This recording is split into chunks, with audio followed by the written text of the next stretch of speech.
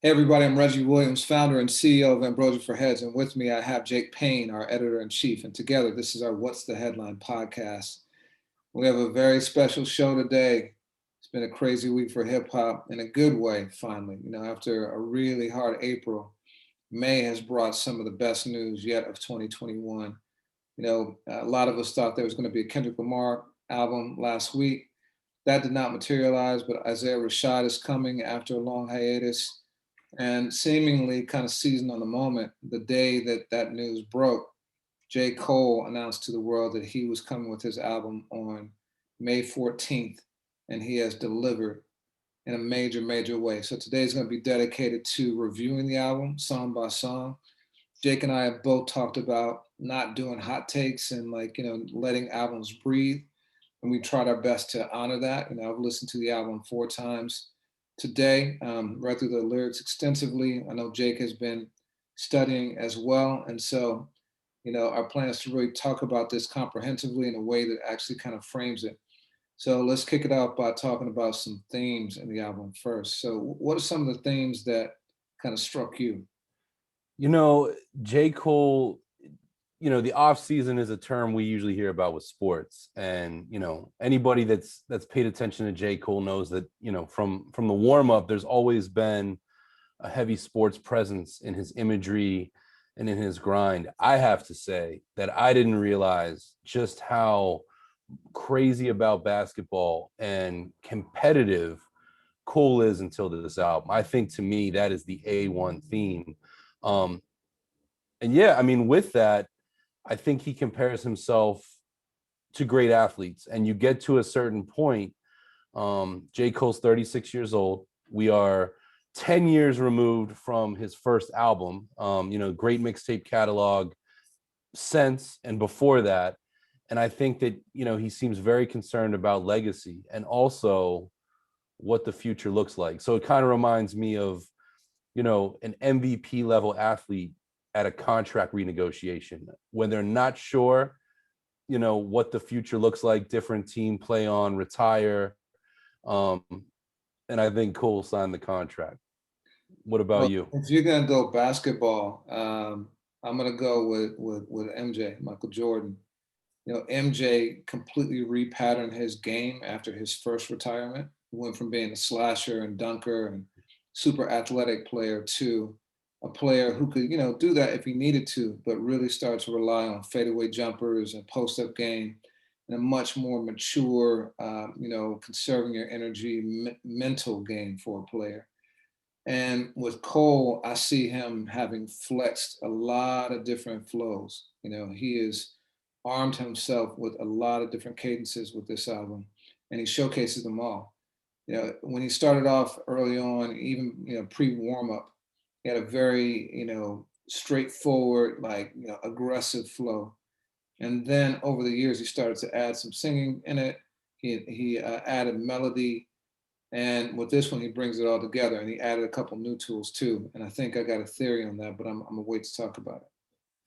Yeah, so I mean, we definitely agree on the sports thing. I think, with that, this idea of training, he as he's done before, he released a documentary even before we got the music, apart from, the first the single last week. And now that the album is in our hands, proverbially, we also know that last year we got a song which is about the earliest rollout on a single that I can remember. And I like that. Again, that kind of speaks into like playing the game a little bit different than most.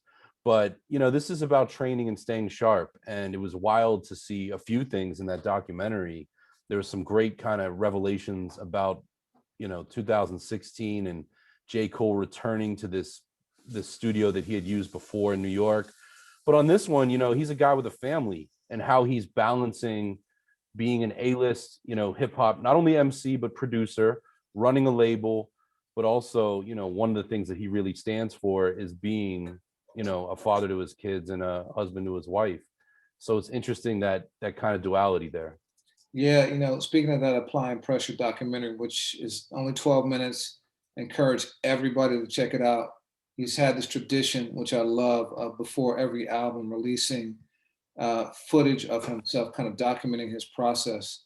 And this one, like you said, went back several years. I think one of the things he showed in that was that he uses tricks to keep himself hungry. He talked about, I can't remember what basketball player it was, but he talked about, actually it was Pharrell. He was talking about Pharrell, and Pharrell said that he schedules time in the studio deliberately every day so that he knows that that's game time, and other time he can spend with family and things like that. But in that, period, whatever it is, 9 to 5 or whatever, he's coming with supreme focus. And so Cole did things like challenge himself to write a verse every single day. He'd wake up and, first thing he did was to write a verse. So to have a rapper that hungry, it's almost, going back to the basketball analogy, it's almost like the established superstar returning back to the dunk contest to compete with the young guys. Cole is, impressive in his need to continue to show that he is, if not the best, one of the best. And I don't even think he would qualify it by his generation at this point. I think he would put himself on the list, period. And that's the thing we'll get into that recurs throughout the album. Yeah, I mean, those are definitely the two bigger themes that jump out at me. Is there anything that, is kind of a stone in the sand for you? Well, you talked about, and I'd love for you to get into this, but some of the parallels with Illmatic. Yeah, it's interesting to me, and I'm not trying to sit here and, you, as we talked about in a recent episode, you have a way of studying albums that's different than I do. I've never really looked for, the MacGuffin or this thing. It's like some of those movies are really like mind fucks, and I think that you're really good at that on the cerebral level with albums. I go off of feel. But one of the things I've noticed, I mean, J. Cole has documented um a very high influence and opinion of Nas. I think Cole was one of the first people I heard, if I'm not mistaken, that said it was written as his favorite album. Obviously, he released the song Let Nas Down, which, spoke about having that huge opinion only to learn that, this person you look up to isn't feeling your first single. But this album right here, the off season, excuse me, it's 39 minutes long. Illmatic is 39 minutes long. You pointed out something interesting to me is, when you play Illmatic, Nas is not the first voice that you hear. That's not Yeah, the first talk. thing you hear is a sample of Wild Style. And I think it's AZ talking about over it. But then you get some voices talking about Nas and really kind of lamenting the sorry state of hip hop and how it needs him to kind of come in and save things. And the first thing you hear on Cole's album is a really surprising cameo, and that's Killer Cam, Yeah. Cameron, talking about how people aren't ready and that Cole is just going to smash folks. Like I thought that was amazing, but so similar themes of like the game's in a sorry state and they need you to come and like save it, basically. Yeah, and I mean, I think at least definitely one place, but I want to say two, maybe three times, Cole, uses Vilmatic, which is, slang for being from Fayetteville and, having this incredible talent. And it's interesting too, because, we'll talk about this as we get into the songs, but one of J. Cole's greatest strides, in my opinion, was breaking from trying to appease his heroes. We spoke about this in the last episode of, I feel in some ways J. Cole signing to Rock Nation at a time when everyone was trying to see what that label was going to do on the hip hop side. I think it made him get a little bit, lost in the lights, to use a sports analogy. And somewhere between Born Sinner and, 2014 Forest Hills Drive, Cole did this thing where he just shook that, became his own person, and started bucking trends, not using features being one of them. Just flat out, like you said, being more comfortable with singing and melody. I always feel that more than anyone in his league, J. Cole never chases radio. He never chases a hit. They kind of just come to him, Michael Jordan analogy on the game. So it's interesting with this one to see maybe a loose association with Illmatic, but it definitely went through my mind there. And I was like, Well, and can I say one more thing? Yeah, go ahead. And I mean, this is merely just overlapping, circumstance, but Illmatic is one of those albums where Halftime dropped in 92, if I'm not mistaken. You got elements of that album long before you got the whole thing. And I don't mean to read too much into it, but the climb back, was in our hands for almost a year before we have this body of work that now it fits into. Yeah, so a couple other parallels to Illmatic. One is that on song number 3, you get your first feature on Illmatic, and it's AZ, a trusted collaborator, and he smashes it, right? They sound amazing together. They go on to do The Firm. They've got a real chemistry. And on this one, on song number 3, you get 21 Savage, who I think fits that bill with Cole too, especially with the work they did on A Lot. And we'll get into that in a minute. But I thought that was interesting that the first feature and the nature of that feature, matched up on song number 3. The second thing, as people start to dig in their bag and say, you guys are really reaching here, is that I'll say on the first song on this, Cole, on 95 South, Cole talks about, sleep being the cousin of death.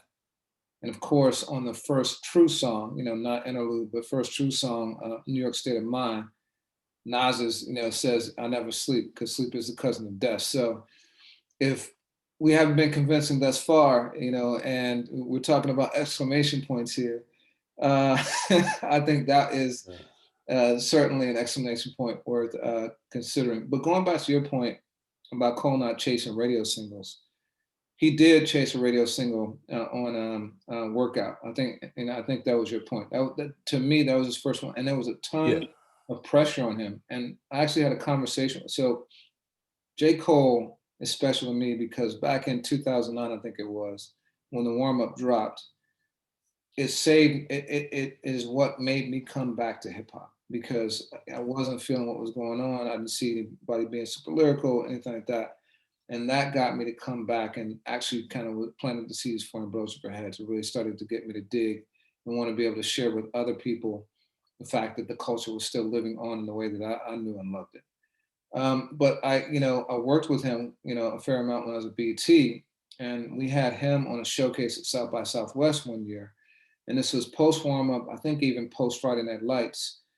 And, he was afterwards, he was kind of like, seemed a little down because there was so much pressure to find this first single, and it just couldn't come up with it. And I had a conversation with him, and I told him the story I just told you about, just knowing who he is to not just me, to many people. Like, he's the guy, that is we see him as almost a hip hop savior. And I didn't say it in a way to add pressure, but to give him confidence and remind him of who he is, and was.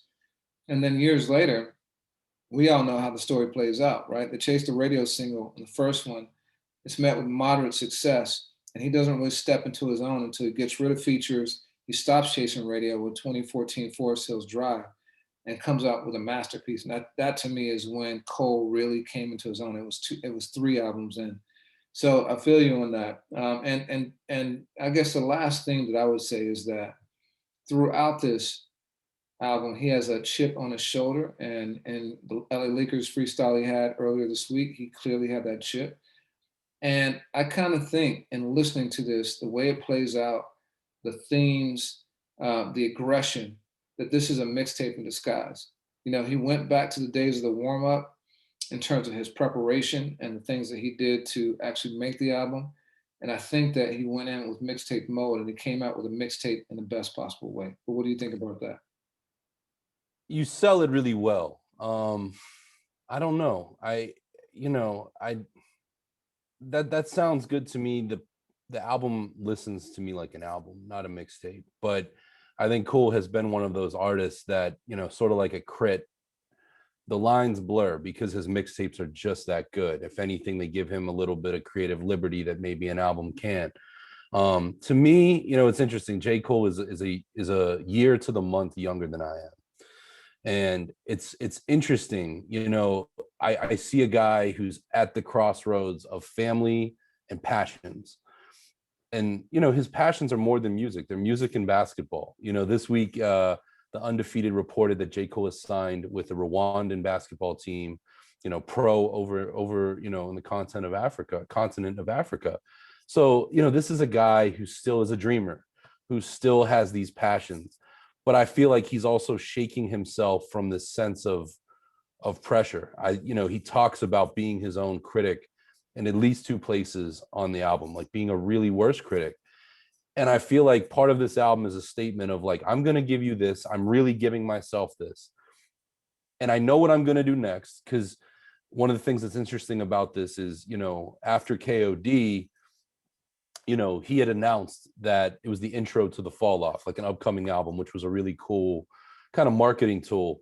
And, I didn't pay it enough mind, but late last year, he posted a sheet of paper on the studio that listed features, the off season, It's a Boy, and then the Fall Off, basically telling us what he was going to do. It's like when you see, the villain in the movie long before they put handcuffs on him. And I feel like he's living out this plan in real time that ultimately allows him to do whatever he wants to do. And then again, I come back to the sports thing of like, judge me on this. This one's for legacy. This one I'm going for the ring. And and judge my stats from there. That's kind of how I take it. It's not retirement. And he told Slam Magazine in a cover story, the first rapper or hip hop artist to ever be alone on the cover. This is not about retirement, but this is about giving him space to maybe not do this every day. Yeah, that post is dope. Like, I want to go back and check that out because that's ill. Like, he's following that blueprint to the letter. Let me ask you, what do you think is the difference between a mixtape and an album? Because I want to make sure that we're talking about the same thing. For me, when you go back to like 2010 or so, or maybe even like 2003 or so, starting with 50, the only difference between a mixtape and an album is that one is for sale and one is for free. That's the only difference to me. There have been phenomenal mixtapes like Rick Ross, Albert Anastasia, yeah, and Rich Forever. Okay. Rich Forever. J. Cole's Friday Night Lights, Big Crits. Crit Was Here. Some people consider Section 80 to be a mixtape. Cushion, OJ from Wiz Khalifa. Acid Rap. Yeah, they're some of the best bodies of work, period, in rap over the last 10, 15 years have been mixtapes. It's just that they've been given away for free. I think part of it, though, is that the pressure you talked about is taken off, and there is no like thought about a single or need to like have a unifying theme or anything like that. It's really just doing it for the love and aggression, and it's often dominated with themes of like I'm the best, and Okay. and so I think that fits the bill here for Cole, which is why I say it's a mixtape in disguise. 100%. And I'm really glad you said that, because to me, I interpret it as, a little bit of that free formness, but also like this is for, the hip hop heads. And while that is a true element of this album, Cole doesn't, he doesn't tuck back his singing, his melody, and some of the things that he's always done. I mean, this is still the total package in my opinion, but based on what you just said, I agree with that statement. Word. Okay, cool. So you ready to get into it? Track by track. Let's do it. Bust it up, man. Yeah. All right, cool. So first song is 95 South. He did this LA Leakers freestyle earlier in the week, which we wrote about. I personally thought it is the best freestyle so far of 2021. And he has a line at the end of his first verse, which is over Souls of Mischief, 93 till Infinity, saying he's the hardest thing out of the South since slavery. And then after he raps it, he says it just for emphasis again. You know what I mean? A lot of people look at Cole as almost like an East Coast type of rapper based on the style, his affiliation with Nas, his signing with Jay.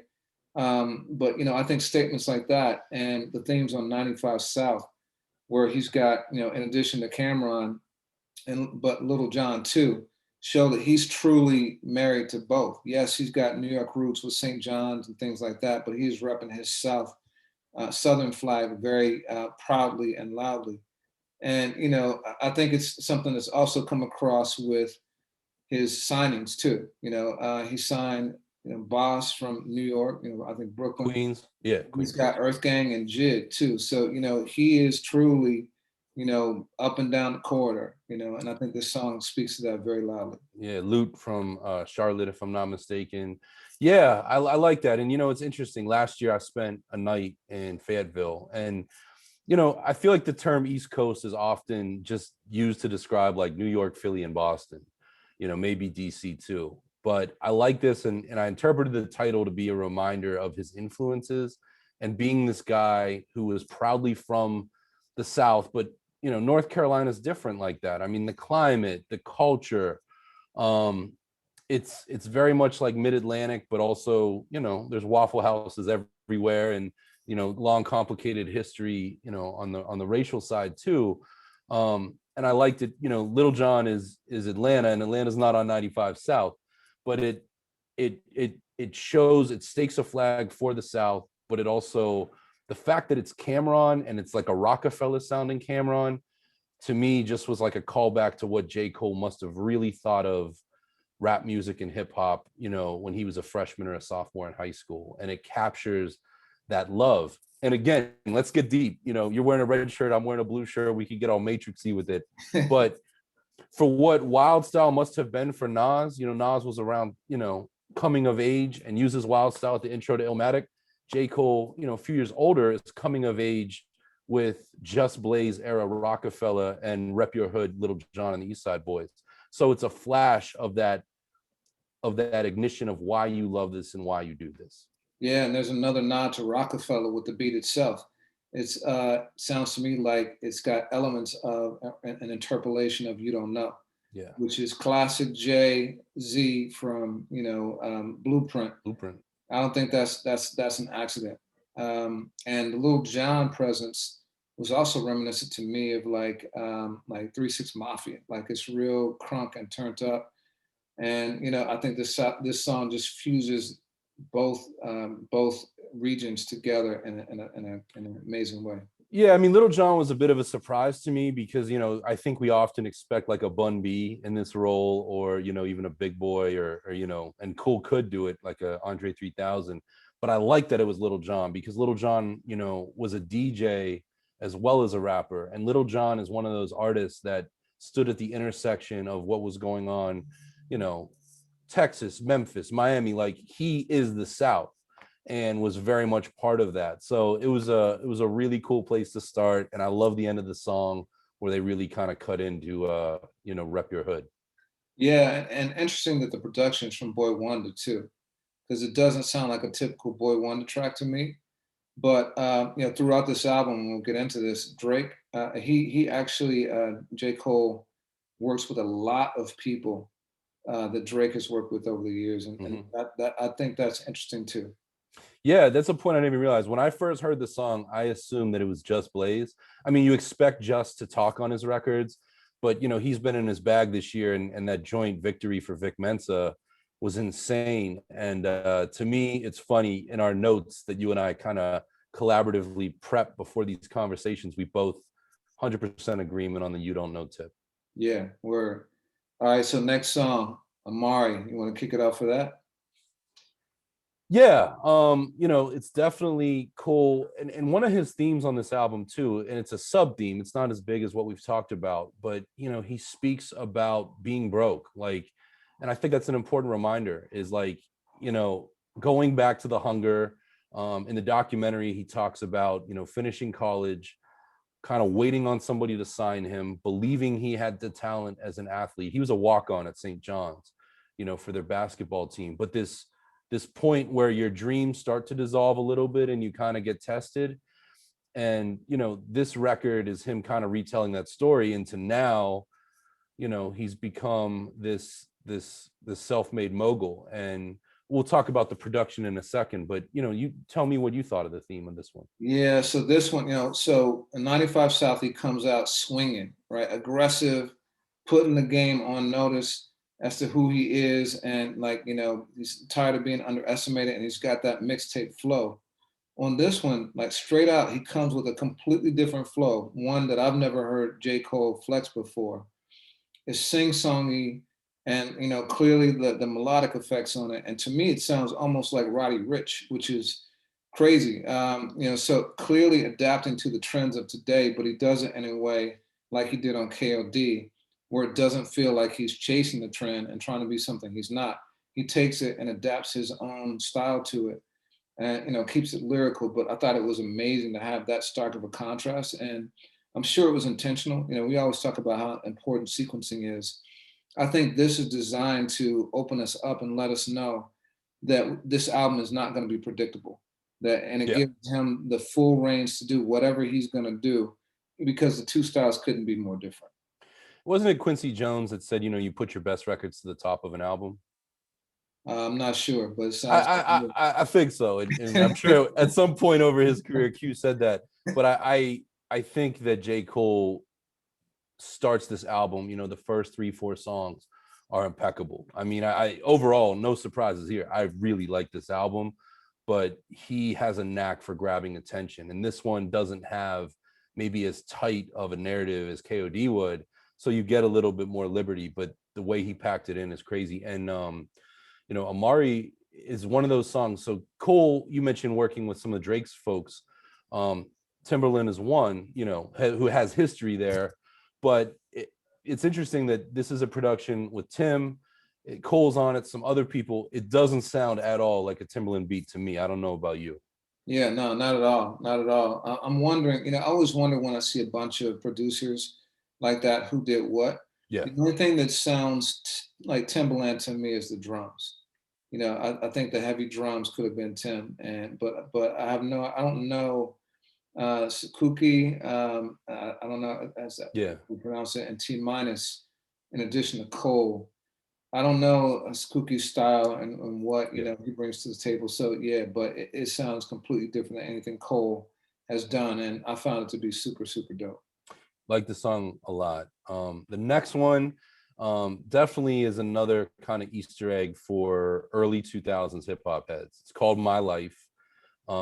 Most notably, towards the end of the song, it reworks The Life by Styles P and Pharoah Monch, which again, I'm a year older than Cole, but that song was hitting so much in my freshman year of college. I remember we'd sit in the cafeteria and that would play on a loop on the TV, it felt like. And so again, that means he was a senior in high school, I would imagine.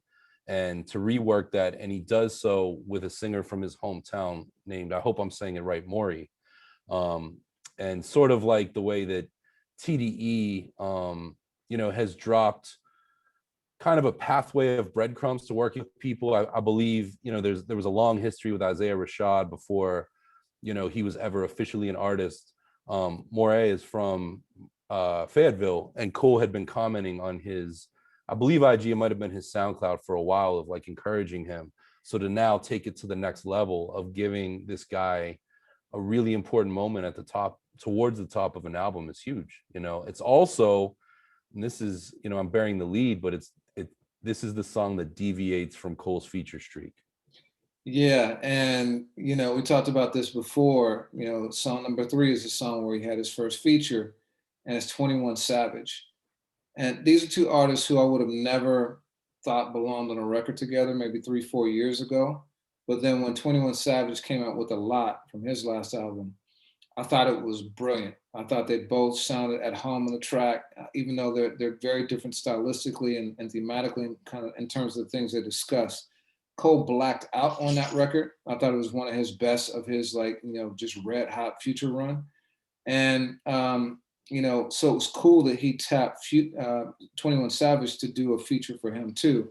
And to break the spell, the spell goes all the way back to I think it was actually Cold World, the sideline story, is the last time he had someone rap a verse, and it was Drake on that. He had features on Born Center, but even if you remember, like on Forbidden Fruit, Kendrick was ad-libbing.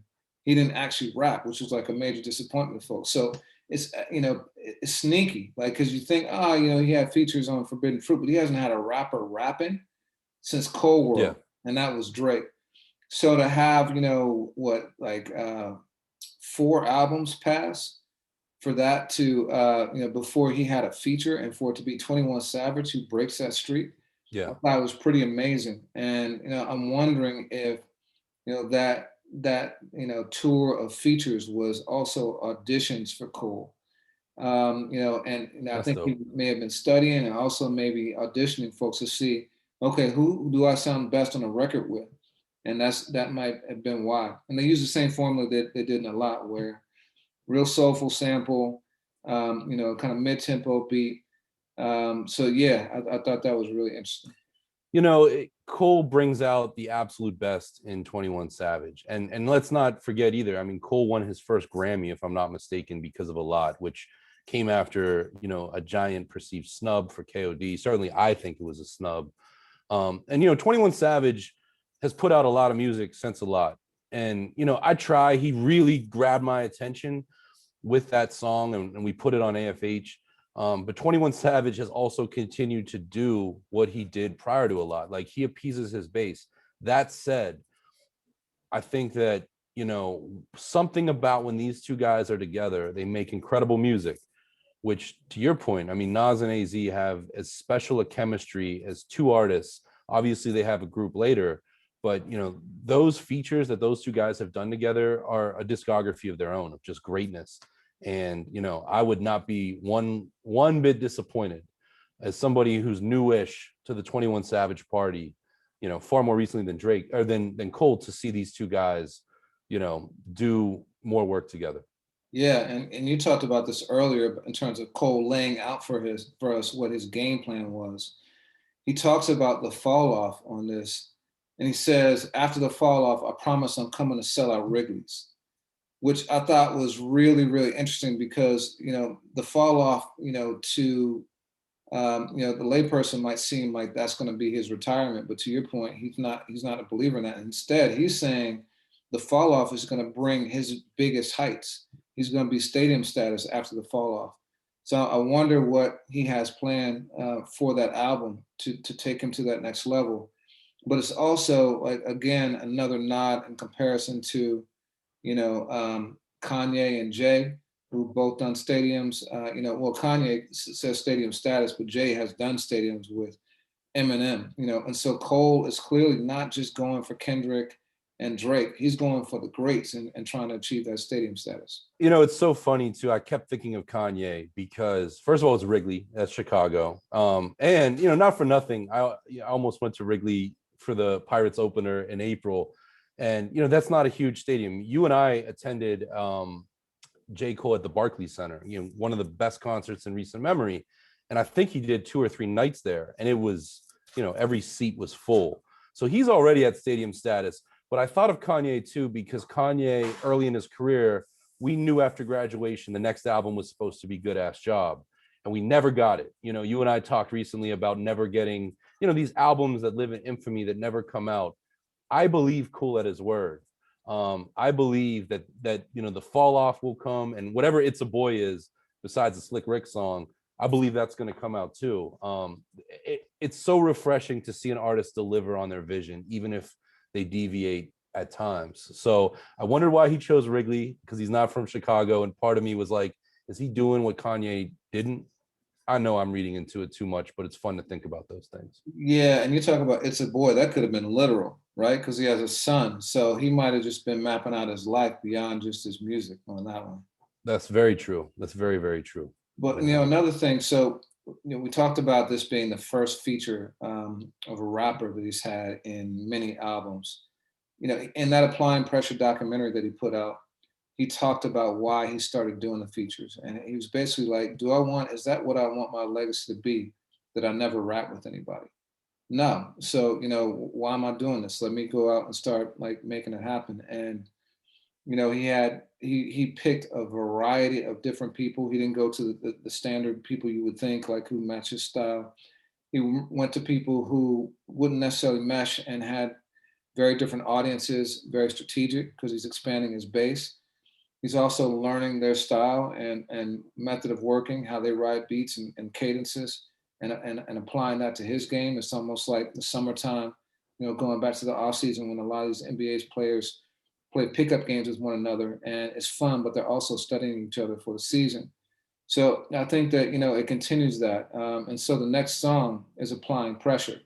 Great segue. Again, I think very intentional. And so Cole, this is the purest display that I've seen of of disdain for the disrespect that people have for him in a long time. He is very clear that he's aware of his perception. I think that most people put Kendrick and Drake, kind of at the top of the heap, and they're very different artists. One is the commercial king, one is the artistic king, one could argue. And Cole never kind of fits in that. You and I talked about that last week. He's kind of like the Lionel Richie to, their Michael and Prince. I personally think he may be the Tim Duncan to their Kobe and Jordan, a guy who like just gets it done, the big fundamental, wins the rings, but doesn't get the accolades. And he talks super, super greasy for the last minute or so of this track, just about how how many times does he have to stand in people's faces and show them he can do what they can't do. And it almost sounded like he was talking about those features too, but anybody else who wanted smoke, he was letting them know like you don't want it. Yeah, I wholeheartedly agree. And it's that to me is my favorite aspect of Cole. This is Applying Pressure is easily in my top 3 songs on the album. And I love when he just kind of goes off the rails and really speaks his mind. He did that on Fire Squad so eloquently, and I thought said a lot of things that we're talking about culturally now, years before it came to the table. And I like the fact he makes a line in there of, he wishes rappers were comfortable about rapping about being broke. And, we often call J. Cole the everyman. I know we say it about Kendrick too, but he kind of makes a charge of, instead of saying that you did this or did that, just be who you are. That's far more interesting than faking. And, that message has always existed in hip hop, but somehow it just, the way he drops in, I really liked it right now. Yeah, I mean, he talks about that's who he was in 2008. So, everybody got to start somewhere. Just be true to who you are. Look where it got him. Yeah, and throughout this album, in certain places, Cole talks about his M's, and he's got an entire joint on there, 100 million. You and I spent some time recently talking about whether Nas, was in the right or was it corny talking about crypto Scarface. I really, and you might use this against me for pumping the brakes a little bit on Nas. I'm not the least bit upset with J. Cole for flexing, especially financially, because his wealth and his income and his companies are things that he built with pure intention, and it's just great to see it. It's a nice reminder that you can be a mogul on a straight path. Yeah, he's also not a flashy dude. You don't see him like wearing a lot of jewelry, a lot of diamonds or anything like He that. dragged the Bentley through the mud, man. Yeah, you don't see him driving like crazy whips or anything. He's just who he is. And, that leads to the next song, which is Punching the Clock, which is very much in line with that theme of everybody, there are lots of people who have to live check to check. He writes that he talks about that in that song. So one of the flexes he has though in this one is he has Damian Lillard at the end on the outro, and Dame kind of breaks down the importance of the off season to players. He says that's the time where you grow, when you put in the work to change your game, to analyze, to reflect. And Cole talks a lot about that in the documentary too, about the importance of the off season. So this one kind of really articulates the concept behind the album and at least his mentality better than anyone. But it also is interesting to me because, and this becomes a recurring theme also, you know, speaking of being true to himself, J. Cole has never rapped about himself being a gangster or, someone else selling drugs or being the hardest dude in the street. Um, but here he talks quite a bit about encounters that he has with street stuff and how that affects him. And in this one, he talks about someone giving him a Glock and letting to shoot, and he's shooting, and gets scared and like runs in the house. And then he has another line about being apprehended by the police, and it leaving, and the treatment he has is so rough that it leaves a scar on him. He talks about it being burning like a Q, and Omega Psi Phi, the fraternity, part of what they do is brand themselves. So that's a slick reference, but it's unclear to me whether that is a dream sequence or not. But throughout, he does have many instances where he talks about encounters that left him kind of shook and mentally scarred, if not physically so. Yeah, I mean, Cole, I don't know if he uses the word police at all in this album. He uses the term 12, like at least 12 times. And, it's interesting to hear, one of the things you and I speculated last week after hearing the interlude is, what is going to be the makeup of this album, thematically. And in Cole's world, just a black man in America, he talks about, there's always what's going on with him, and there's always what does law enforcement doing about it? What, how are they invading? How are they, policing him? And I think that that's a really interesting commentary that lives throughout the body of work for 2021. And it's interesting too that, he uses that slang for him, which to me is something that I didn't hear kind of in the lexicon. I don't know about you much until, participating in protests and seeing, graffiti in Philadelphia that referred to, F12 and all of that. So it's kind of, to me, a reminder that J. Cole is of the people. He understands what's going on, and has participated in a lot of that stuff. Yeah, and you make reference to Christianity and faith and the cross. You want to talk about that a little bit? Yeah, I mean, J. Cole has punchlines throughout this album, and he tells that story, whether it's a third person story, a dream, however it happened, of somebody dying over a cross, and he says, like Christ, if I have the punchline correct. And at other places in the album, let go of my hand, faith is definitely something that he keeps coming back to, and that's interesting. At 36, J. Cole has often spoken about a higher power, but he's not been Lecrae. So it's one of those things, like I was saying about, police and 12, that is just, it must have been a dominant theme in his headspace. Did you read any more into it than that? I didn't, but it's interesting to me because Jay-Z, notably in his last two verses, has had very strong references to the cross and Christ and Messiah. So he had it in the song with Nipsey Hussle on Black Panther, on the Fred Hammond story. Yeah. And then he also had it on Jesus and the Messiah, I should say, Judas and the Messiah. And then he had it also on the song with Nas, with Khaled. He talked about, killing Christ. So it's interesting, sometimes these kind of concepts get in the zeitgeist, and I don't know if they're listening to each other or what it is. But the other thing, though, I thought was notable is that, and we talked about this a little last week, the artwork, which we'll get into, the burning basketball goal behind Cole on the artwork for the album is very much, crucifix like.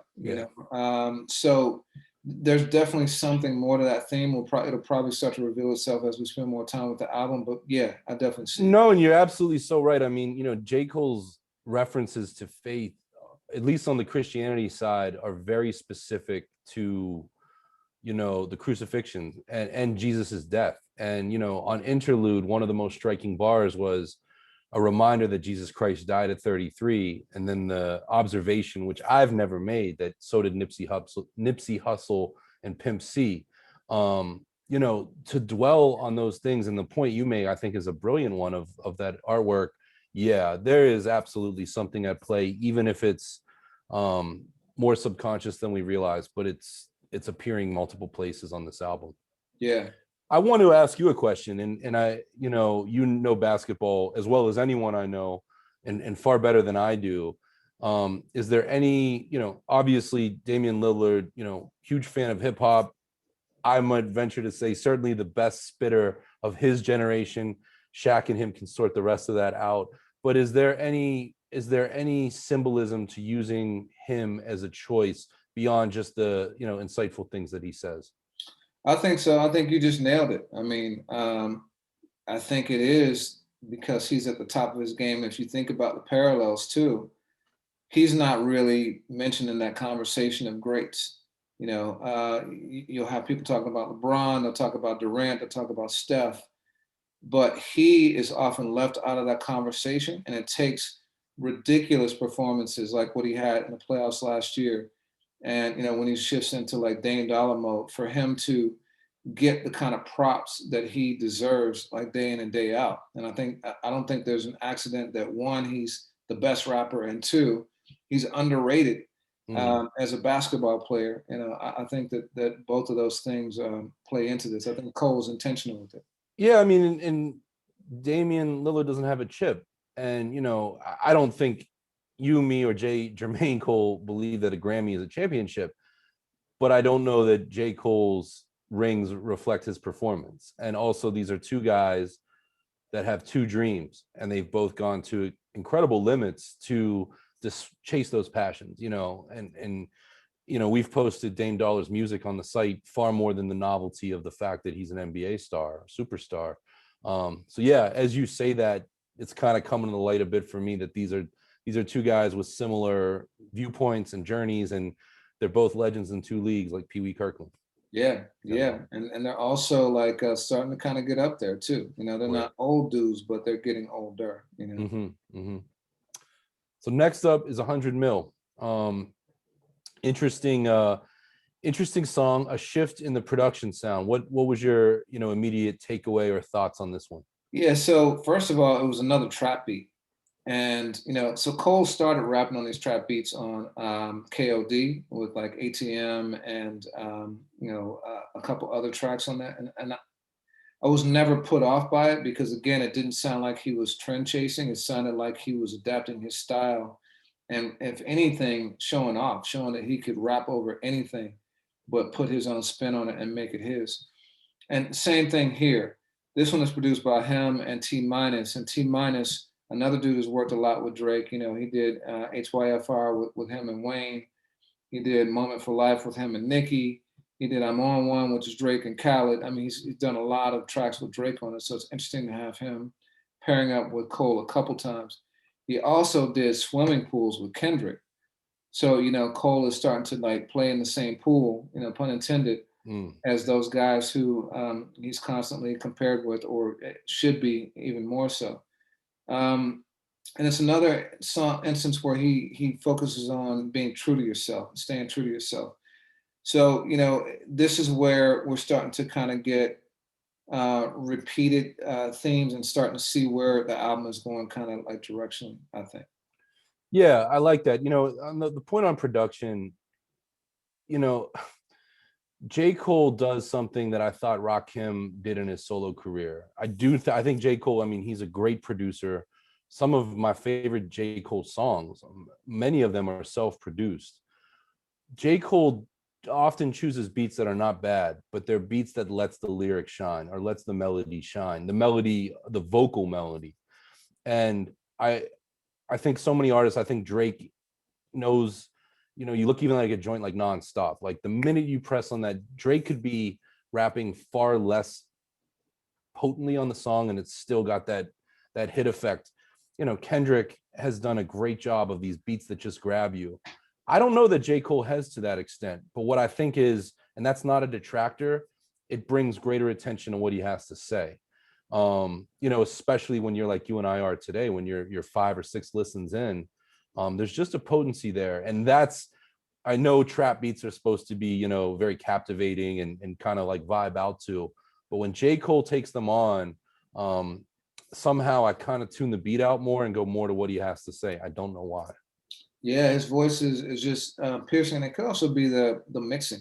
Yeah. He may mix his voice a little bit higher too.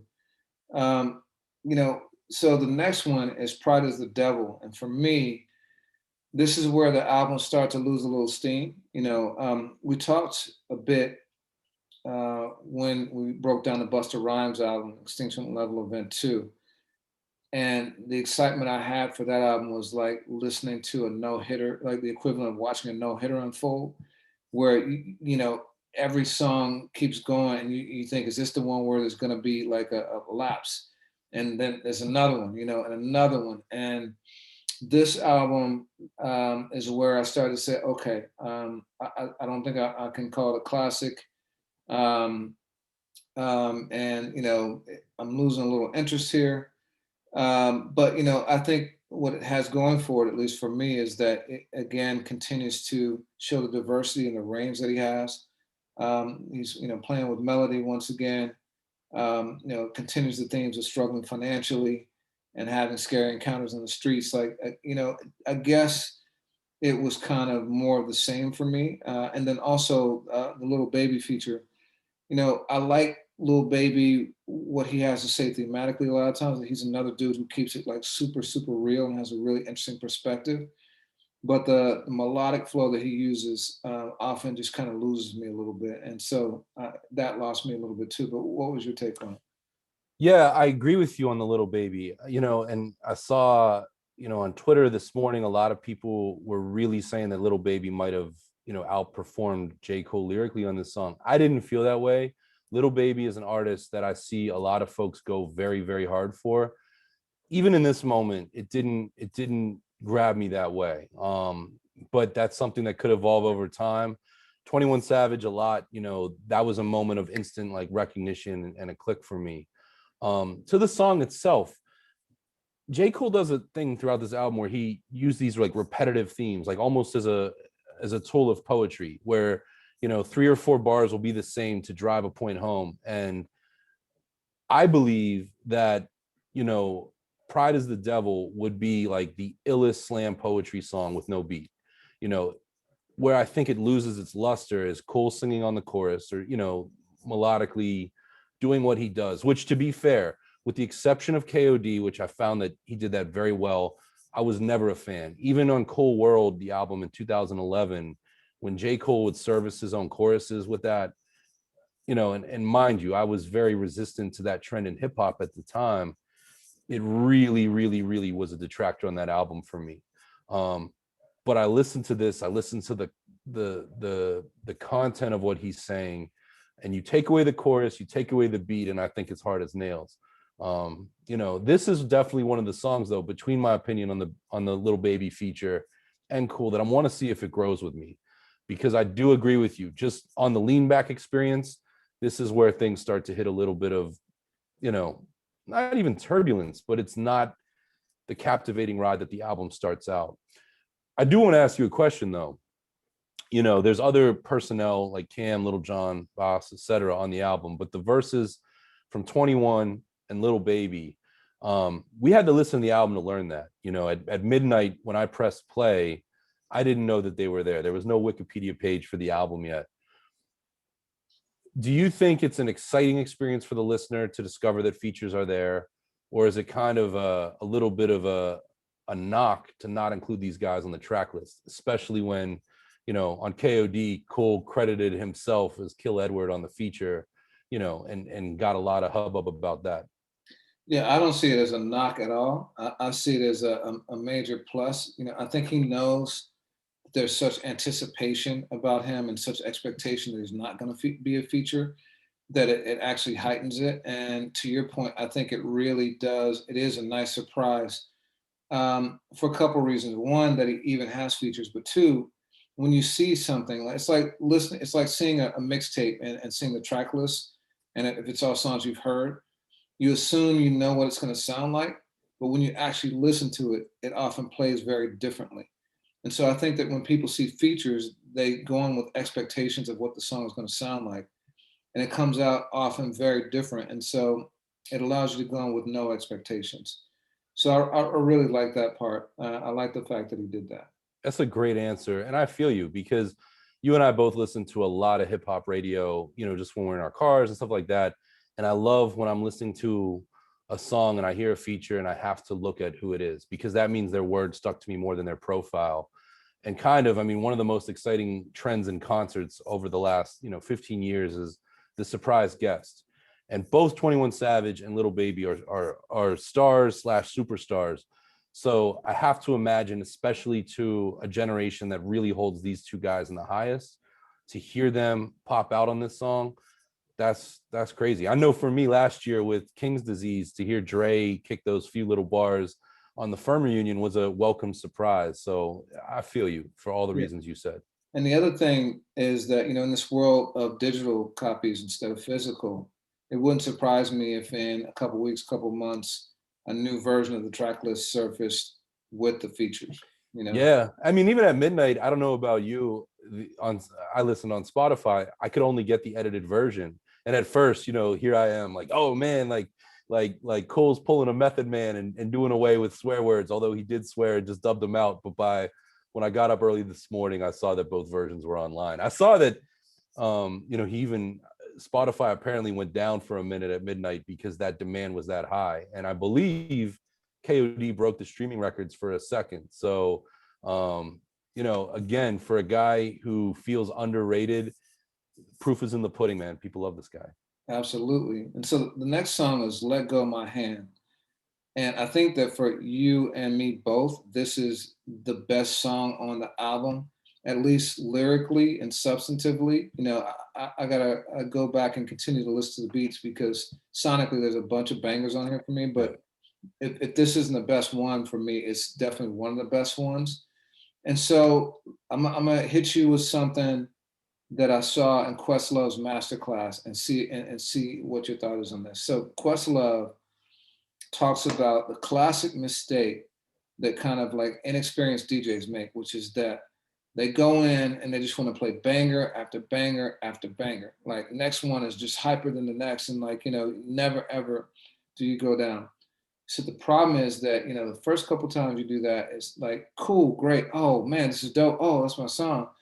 After like fifth or sixth song, it's like, oh, cool, that's great, that's great. You kind of lose the excitement, because the crowd adjusts to it, and so you have to actually do it roller coaster like, and like have ebbs and flows, in order to accentuate times when you really want something to hit. So with that in mind, given that Pride is the Devil was the dip, do you think that that was intentional in the sequencing to set up what a lot of people might think is the record of the album? Man, I like that theory a lot. I hope we get the answer to it.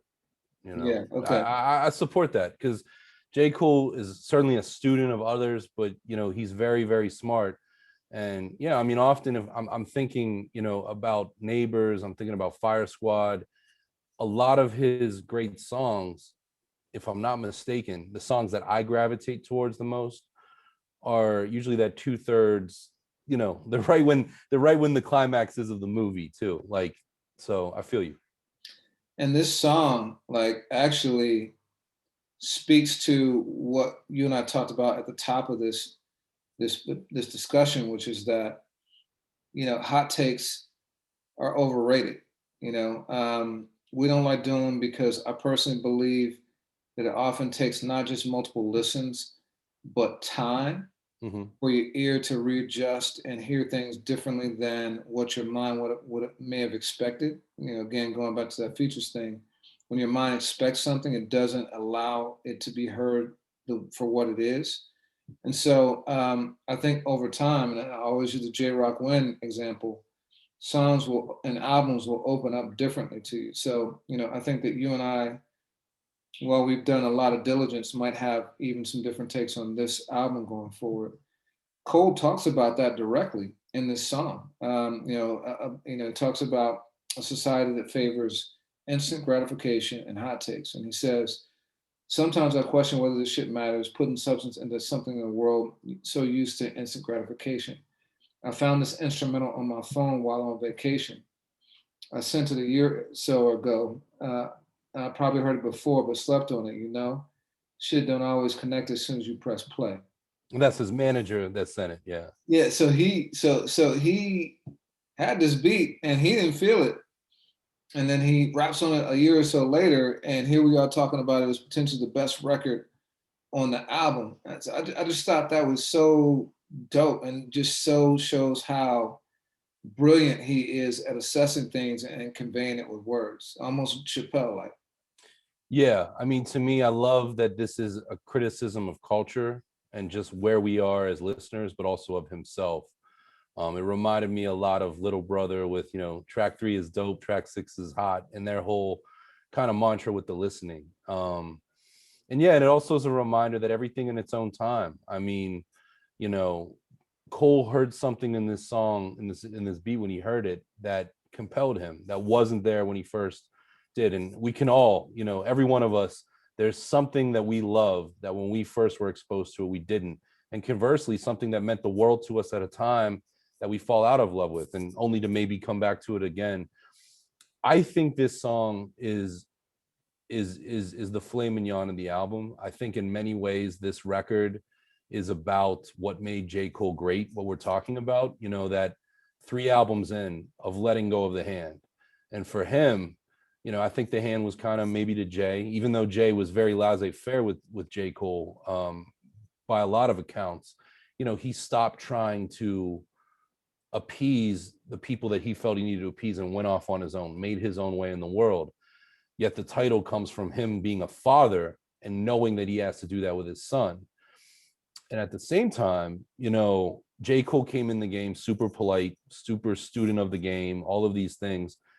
And he probably says the most controversial thing in his career, which has been out there lurking for a while, which is that I think in 2014, he had a brief altercation with Puff Daddy at supposedly at a VMA after party.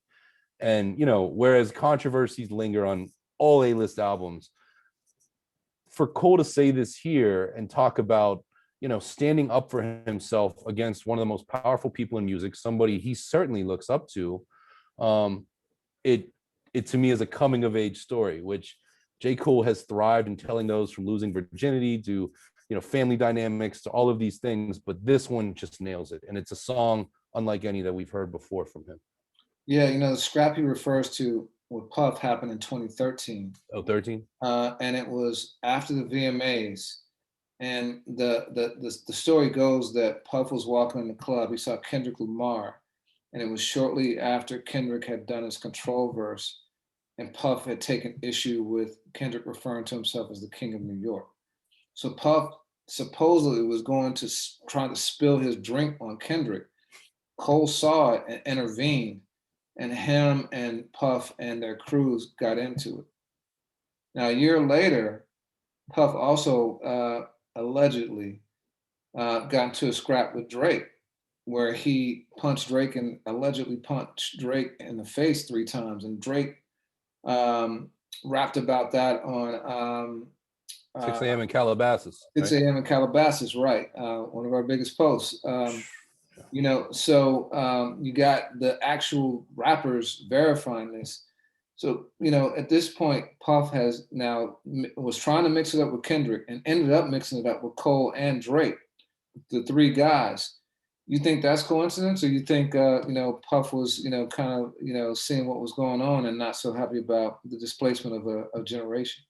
You know, I love just speculating it. I mean, Puff is legendarily gangster. You know, I mean, Puff went on Drink Champs and said that immediately after the Source Awards, he stepped up to Suge and was like, "Yo, are you talking about me?" And Suge said Jermaine Dupri, which you know, that's one account, but I love that, and I know that Puff can get in his bag at moments. For J. Cole to say this, yeah, I mean, I do think it happened, and I do think that at that time, in 2013, you know, Puff is a mogul, he's an artist, and he's watching some new guys in hip hop put their feet up on his couch. Not to say that hip hop is his couch, but you know, he was, you know, one of the last 20 years, you know, a forefather. And yeah, I believe there were tensions there, and I don't think they exist now. And even I read in Billboard, and they didn't, you know, lay out a quote or anything. But I mean, this is old news to J. Cole and Puff. But I love the fact that J. Cole uses it as an illustration of, damn, I used to look up to you, and now we have conflict, which also means I've reached a place where I can literally have a physical altercation with, you know, one of the wealthiest people in culture, period. Yeah, and he also has lines on here about his actual son, and his son telling him, you know, he's going to let go of his hand, you know, at that time, and how he has to do it. But he also has to be intentional about raising his son to be tough. And you know, again, he talks about some of the things that scared him. So it's an interesting juxtaposition against some of the things that you know, maybe he encountered in his life that he's trying to change with his son. So yeah, just a really deep record on a lot of different levels. Yeah, it's just, you know, like I said, Cole has rapped about coming of age for years, but to do it as a father, to do it as an artist, to do it as just a student and as a citizen of the world, I think that this is just such a great song. You And it's know, not even that long. It's crazy how much he packed into like 3 minutes and change, you know. And So, I like what you said too, because this is my favorite song of the album. This is my song of the week. But it's so interesting that it's not my favorite beat. I'll go on record. I would say right now, upon my first listen, I give it up to Apply Pressure, which is a song that Cole on the beat tip just made himself. But this is the song that I just keep coming back to. There's so many quotables. And also, you know, one of the messages I love is that you have to take time off to live life, which is an interesting distinction when you mentioned the Pharrell thing. And J. Cole in his documentary said, like, look, this album, I did the studio in the house. Because even if I take 10 hours a day and I step away from the wife and kids, I at least know that they're there. And if emergency happens, or I just take solace in knowing that they're there. So he's built boundaries, but there's also a boundary on the other side. You stay diligent, but you also have to live life. You can't be in this, you know, 24/7, be rapping about rap, especially at 36 years old with a family. And if you create those boundaries, it's only going to make you better. So you have to let go of that too, which is, I think, something you and I can relate to as content creators. absolutely, absolutely. So the next song is Interlude, and we talked about this a little last week. You know, both of us were, I think, a little lukewarm on the song, the beat and even the flow. I really like the substance of it, and we'll get into that in a second. But I also said that we should wait to listen to it within the context of the album because Yeah. sometimes it presents it differently. And I've experienced that in the past. You know, a good example is actually Kendrick's Swimming Pool. I did not love the recipe because it sounded like, hearing Drake rap, to Kendrick's cadence was weird to me, and it was very different than the dark kind of like moody music that Kendrick had put out um, on Section 80. But then Swimming Pools came out, and I really liked that much better. But when I heard it in the context of the album, it took it to a completely different level. So with that in mind, with Interlude, when I actually like it better in the context of the album. I can't say that I love it, and it's not my least favorite song, but it's definitely not one of my favorites. But I did like it sonically more, and it fit more sonically with it. But what was your take? I agree with everything you just said, from the Kendrick example on down. It's funny, you know, I appreciated this record more in the context of the album. And it's funny too that this and the.climb.back come back to back, because I get to this point in the album and it's like these two joints had a head start. Like they sounded familiar to me, like a sample does. And I knew them and I knew certain words of them, but not well enough where it's like your song comes on in the club, like to use your Questlove Masterclass example. So yeah, I don't love it. It's not my joint of the album. I am still perplexed that J. Cole shared this. Like, you know, the formula would have been to, you know, go with something that's gonna, you know, even drum up excitement more. And certainly the freestyle this week was, I think, the greatest promotional device J. Cole used for this album, apart from the announcement. But it was funny, it was interesting to give somebody 2 minutes of music last Friday when the world did not get new Kendrick Lamar. And it was just a reminder that J. Cole was coming. So clearly he takes a lot of, you know, he puts a lot of stake in what he has to say on this, but it defies record industry logic beyond belief to me. Yes, I mean, you would ask why this came out first, at least in the cycle. I got a theory on that too. I think a lot of times it's pretty textbook that people kind of release a warm-up single to start. People come into a new album with huge expectations. And no matter how good the song is, you're never going to meet that expectation. So the philosophy is you release something that is, same reason like why a DJ will start like a club set with like, classics and old soul joints and stuff like that. You got to kind of ease people into it and warm them up. And I think Interlude was that for Cole. It was something that, didn't have too much pressure and would kind of reset expectations and maybe even lower expectations so that when they actually heard the album, you could like, kind of surpass those expectations again.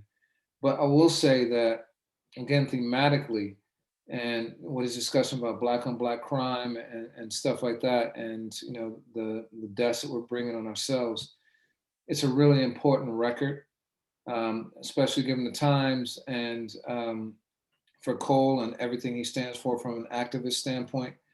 I'm glad that it's on the album, even though it's not my favorite.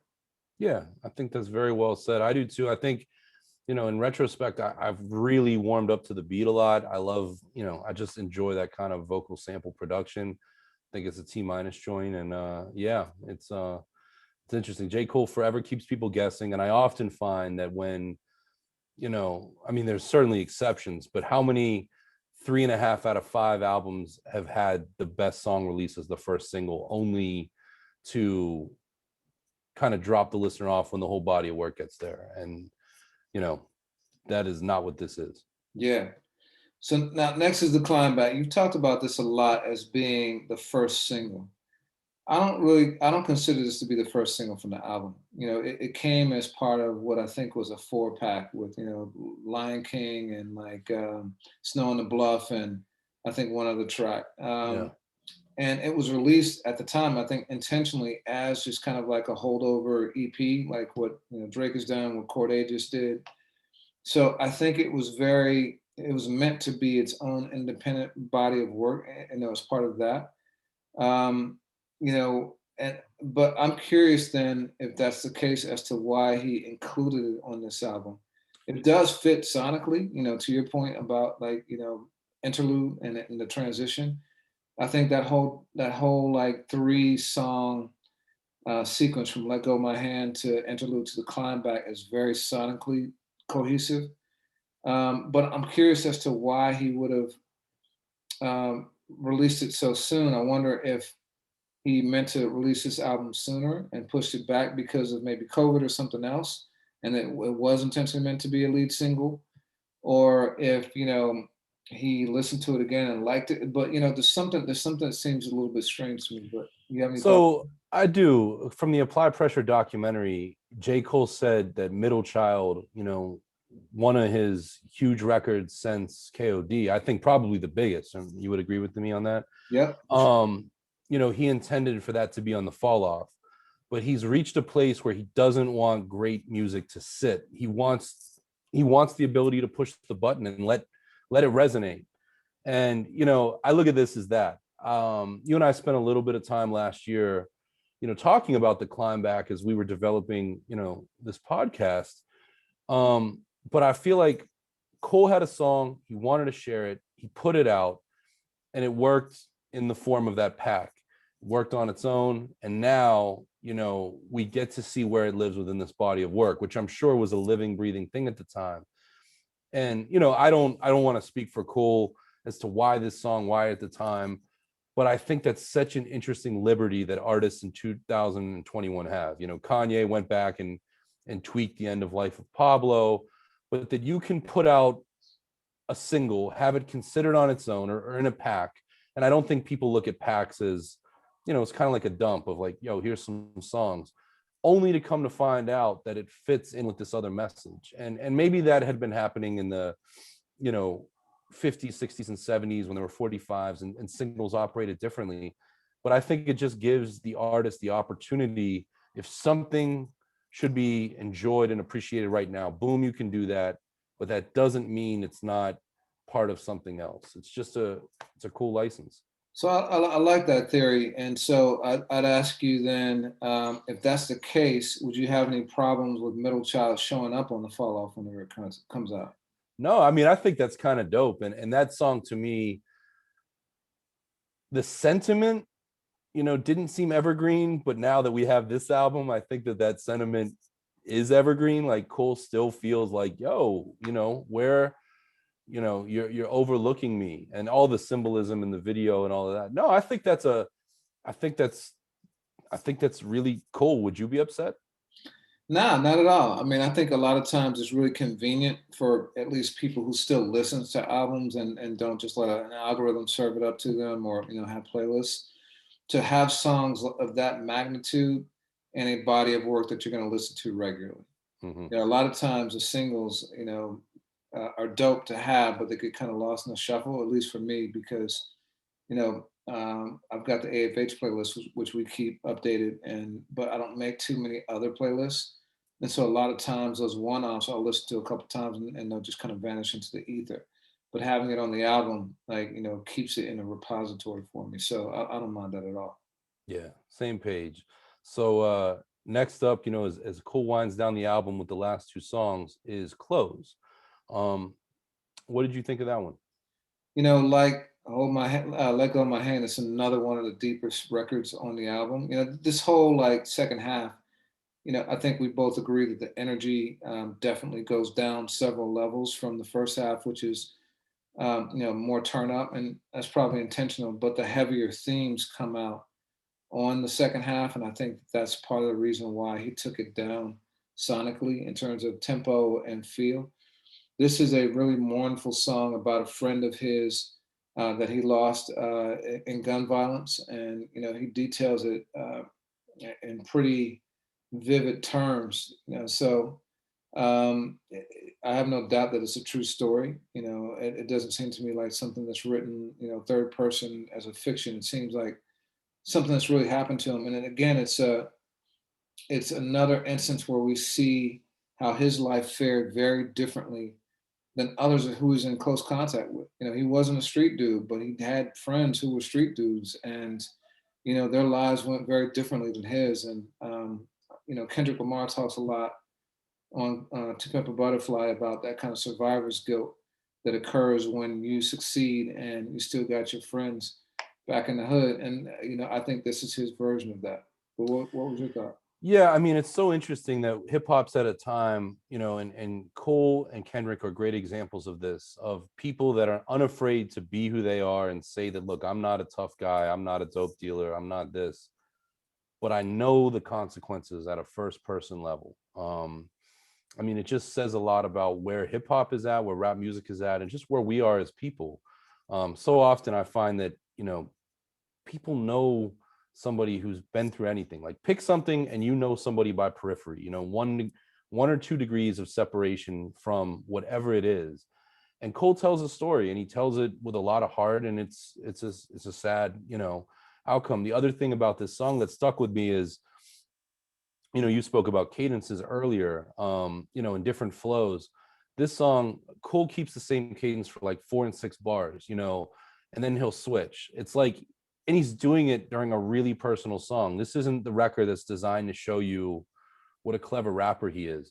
But even in doing this thing, he still makes it challenging for himself, of still like, let me hold your attention as I give you some game, but I'm going to do it so that your ear recognizes that this is more than just an AB format, which I just thought was so interesting. I mean, again, it's you got to put points on the board, but you got to play the game with art, and your game has to evolve. And yeah, there's no throwaways anywhere to be found on here, technically, or certainly not in content either.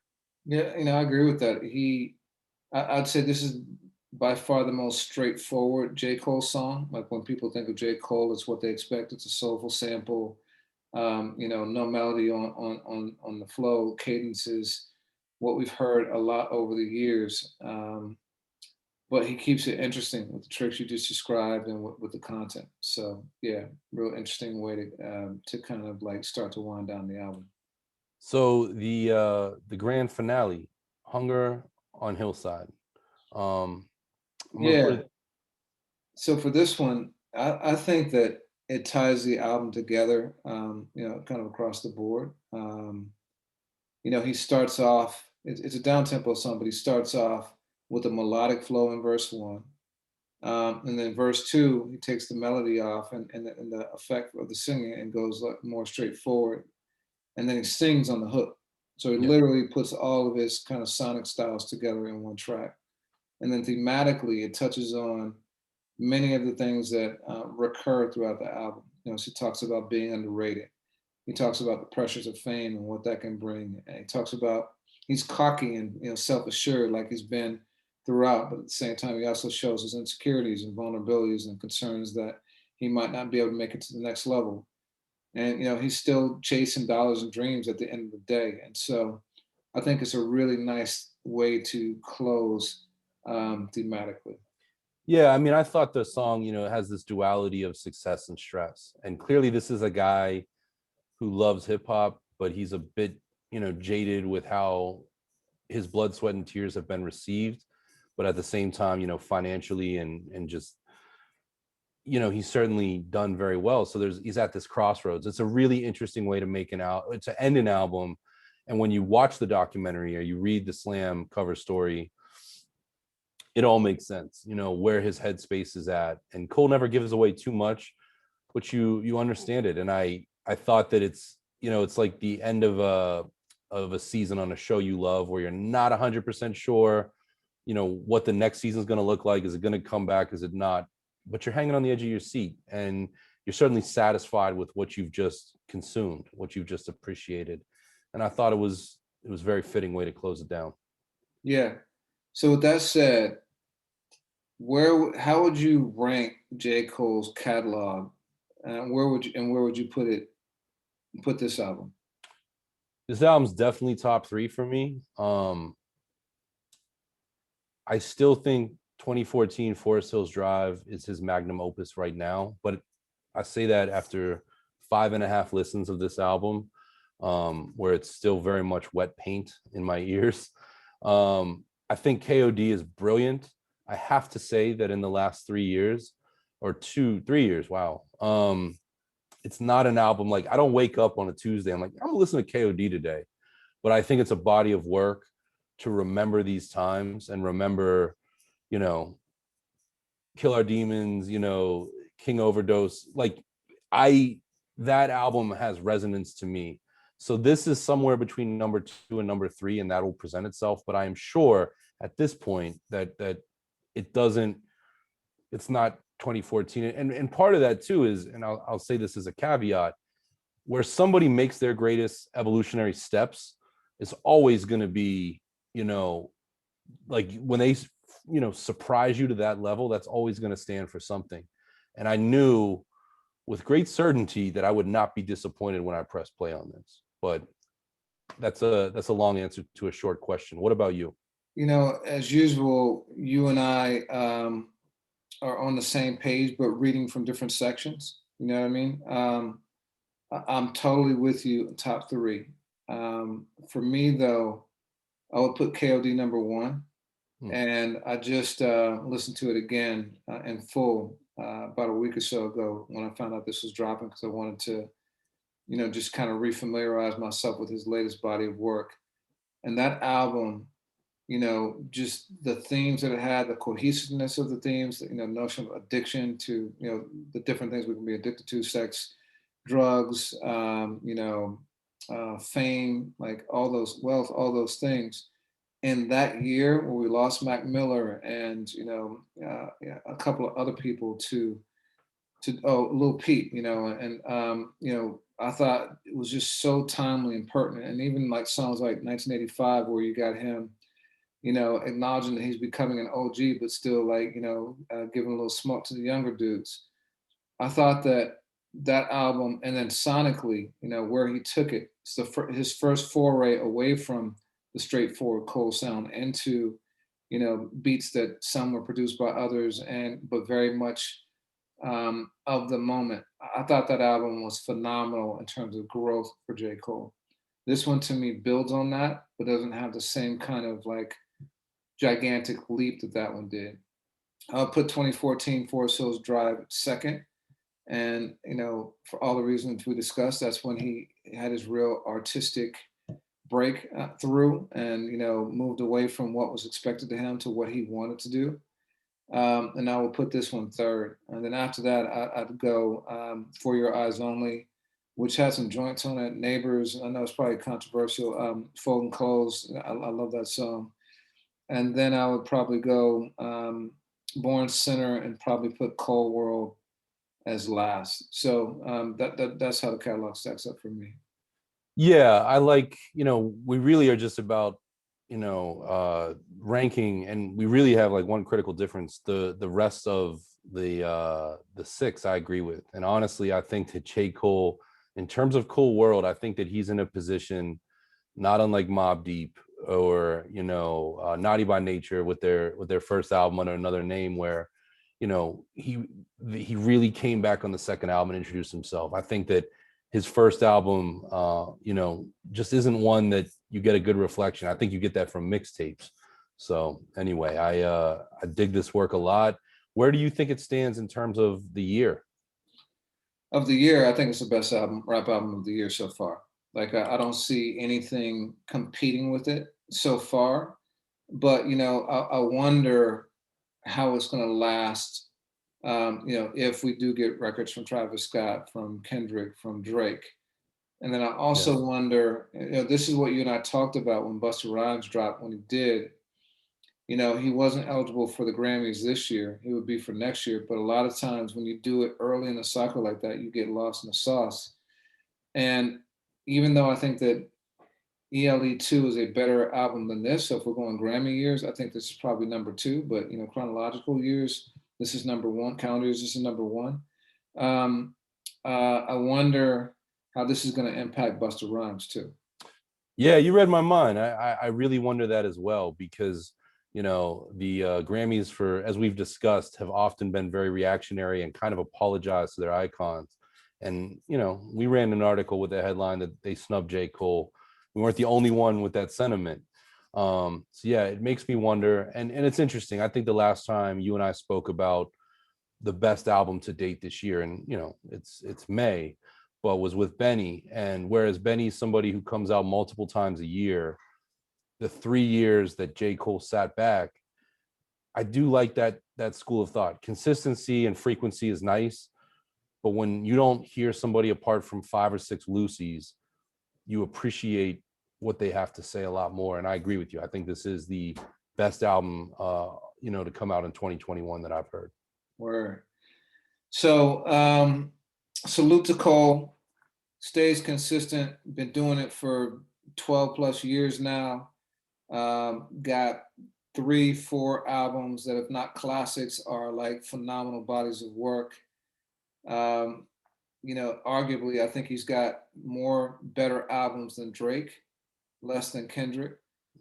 So he's fully in ensconced that crowd, and he wants his damn respect too. Word. So to just cap it off with a basketball reference.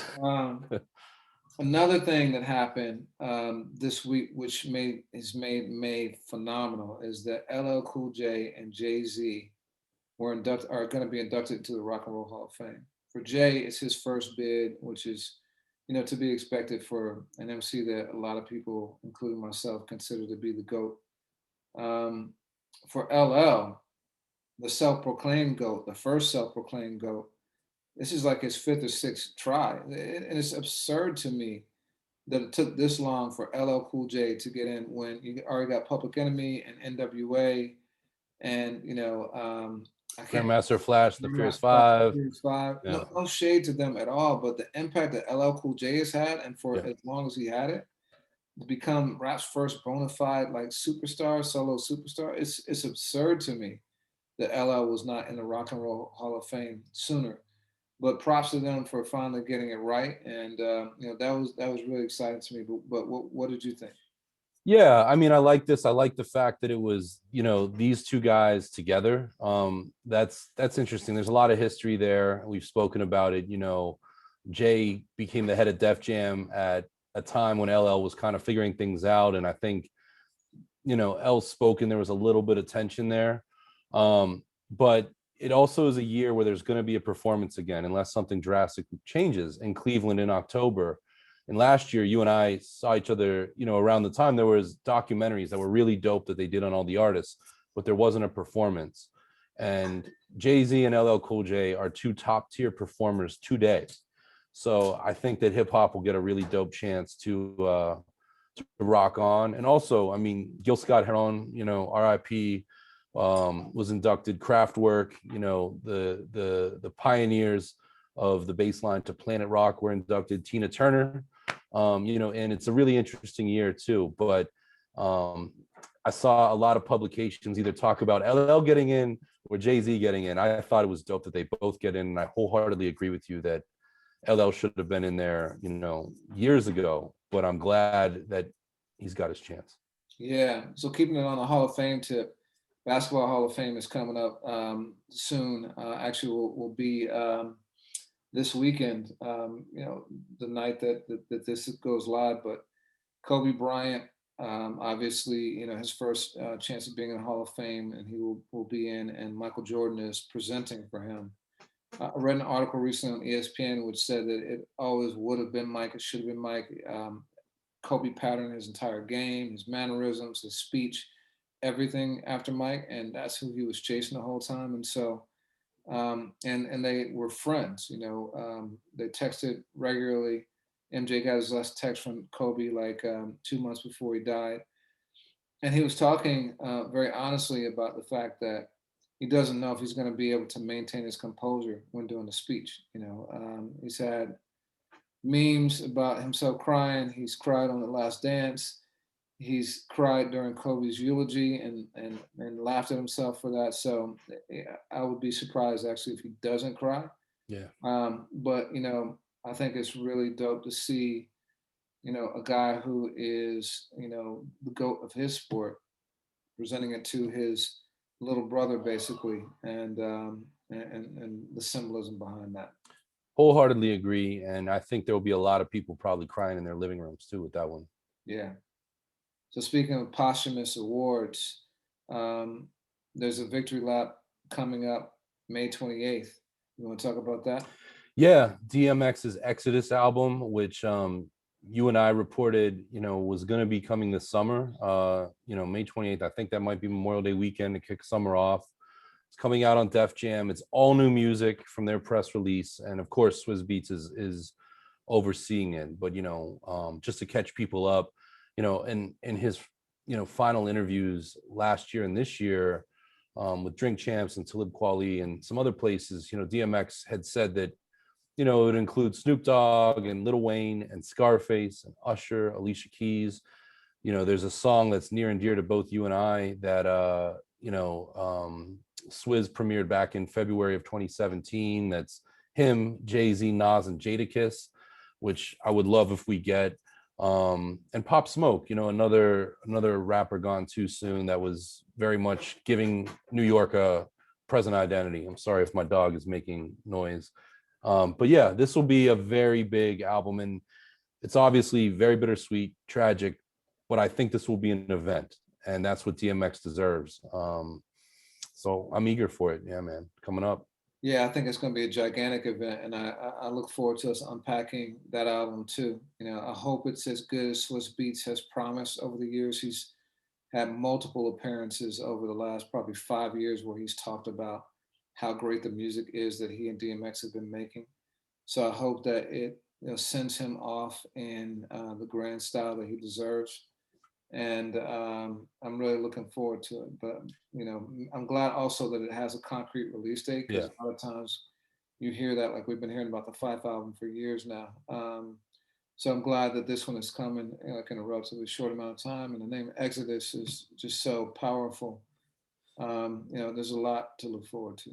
Yeah, and Swizz, you and I spent time in our last episode talking about posthumous albums, and Swizz has succeeded in that, definitely with Tupac. I want to say he worked on Born Again, but Swizz can do that. And the guests there, I was driving today, I'm in Pittsburgh, and I saw a Mexican restaurant, and they on their sign said Mex gonna give it to you. And I mean it's playful, but I like that even a restaurant on a busy road, to me, I read it as a tribute to Earl. And I think this album will be an event, and I hope there's songs on there that continue to play through the summer. So yeah, no, for sure. So we talked a lot about Nas in the context of Jay-Z, but there was somebody else talking about Nas too recently. yeah, I tuned into the recent episode of Drink Champs. MC Serch, who from Third Base, he's always been good to me. I wanted to see what he had to say, especially with EFN and Nori's questioning, and two takeaways that I thought were really interesting that I hadn't heard him say anywhere else. They asked him, of course, about Jay-Z's Searchlight Publishing line. And Serch said, he was very transparent, and he said, look, I had, when I heard Live at the Barbecue, I had to seek Nas out. I offered him representation. Serch talked him out of a deal at Atlantic Big Beat, shopped him to Def Jam. Russell wasn't feeling it, and then found a home with Faith Newman at Columbia, and history was made. But he said, people think that, that predatory thing of like, I sign you to my production company, thus I make all this money on you for the rest of my life. Serch said he has a 5% administrative fee on Nas's publishing for Illmatic, and it was written, and that was it. And then it was written, I don't even think he has a credit on the back of the album. He said that's customary. It could have been a lot more, but I offered this kid the best. And I think Nas was like 17 or 16 years old when he signed the deal.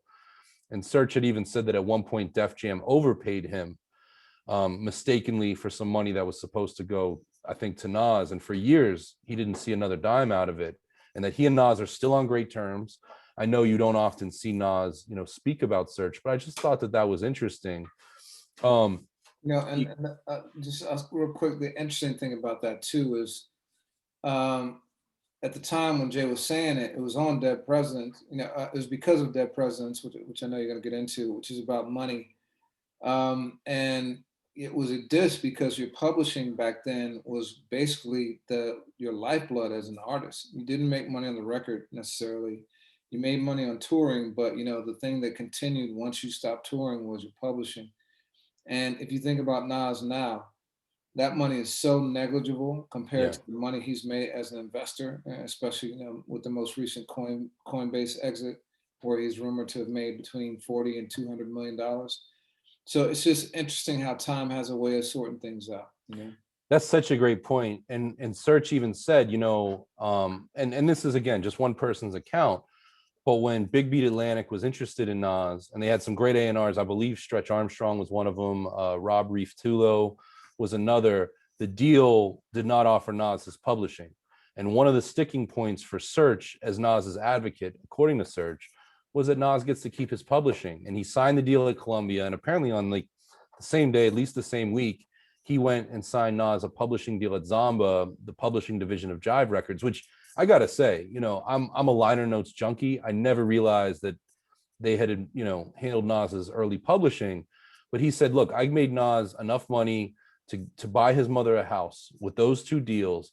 And he said that basically the week that Illmatic dropped, of course, didn't go platinum until years later, but the deal that they had created to keep the budget lean, where, there weren't, crazy videos and things like that.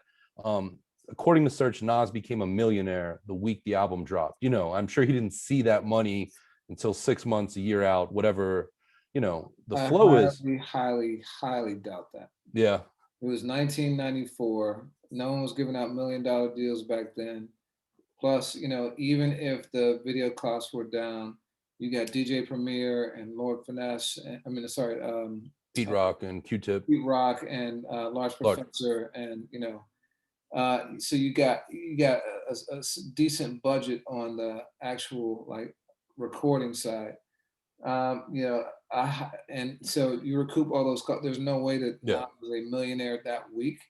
Yeah. No way. But it sounds good. It certainly sounds good on Drink Champs. Serch, wasn't partaking in that. But one thing I will say about Serch, and again, he's always been good to me, but it was him that had made a question about I think Leor Cohen suggesting that Serch write for Rakim, and there was huge pushback. We covered this story on AFH, and Pete Nice, Serch's rhyme partner in Third Base, has come out a number of times and said, look, this guy gets a little bit carried away with the story. So the millionaire part, I don't know, but I was listening and I was certainly entertained. The other thing that I thought was interesting from that conversation, which I encourage anyone to watch, Serch is really interesting, and he's doing really cool things with NFTs right now, and hip hop OGs like Big Daddy Kane that are paying and compensating Kane, accordingly. But he spoke about one of my favorite MCs in addition to Nas, OC. And Searchlight, the production company, had OC and Nas at the same time.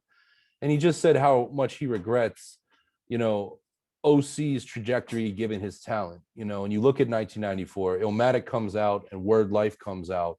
But whereas Nas operated at Columbia, OC was at Wild Pitch, which was a great company, in terms of its catalog, but on its way out. Within 2, 3, 4 years later, they would be closed. And, and just, you take a talent like and Serch admitted that he wished he would have found a better home for him. And, I just thought that was really cool. And then OC went on IG and really affirmed that statement and just said the love that he had for Serch over these years. Yeah, it's crazy, man. His those two albums, Word Life and Jewels, or one, two, like devastating knockout punch for me. Like Mm, just, and I don't think that the second album is spoken about nearly enough. Time's Up, the song is the one that people go back to the most, but that whole album was brilliant, and I think Jules stands just right next to it. So yeah, man, it's really interesting to see who makes it and who doesn't. Like, most of the time it's not determined right. purely by talent. There's a lot of chance in Yeah, it too. I feel that. So, anything else of note this week that caught your attention? Nah, man, those are the big things for me. I mean, there's the Budden controversy, but we've celebrated them for a number of years, and the moves they've made. I won't get into like anything that is perceived as tearing them down, but I wish all of those dudes luck. I've worked extensively with Joe in the past and have gotten to know Rory and Maul. I think they're both good dudes, and I wish them all success and hope that at some point they can reconnect at Yeah, least I as will friends. support whatever those guys do. I've gotten to know Joe over the years, and Parks, I want to give a shout out because he's been one of AFH's biggest supporters, and he and Joe, at least for the now, are going to continue doing whatever, and I'm going to, tune in, and what Rory and Maul do next, I'm here for as well. I respect all those voices, and yeah, so I feel you on that. What's your song of the week, man? My song of the week is J. Cole's LA Leakers freestyle over 93 Till Infinity and Still Tipping. Like, I mean, I thought Cole went berserk. He's got two best of the year so far. He's got the best album of the year so far, and he's got the best freestyle of the year so far. And I just think he blacked out. So that's my song of the week. How Two about you? great beats too. I mean, 93 to Infinity is one of my 5 favorite hip hop beats of all time. But I gotta tell you, man, sometimes I forget that Still Tipping beat, man. That's a great Oh, that's a great track. Um, and it was a preview too, because told us about the South, and he flexed two completely different flows. So it was a great setup. I said it earlier in the pod, but same artist, but Let Go My Hand. That song is just heavy rotation for me, and right now it's my favorite song from the best album so far of 2021. All right. Always a pleasure, man. It was great to be in Co World this week, and look forward to more. Absolutely, man. Yo, have a good weekend.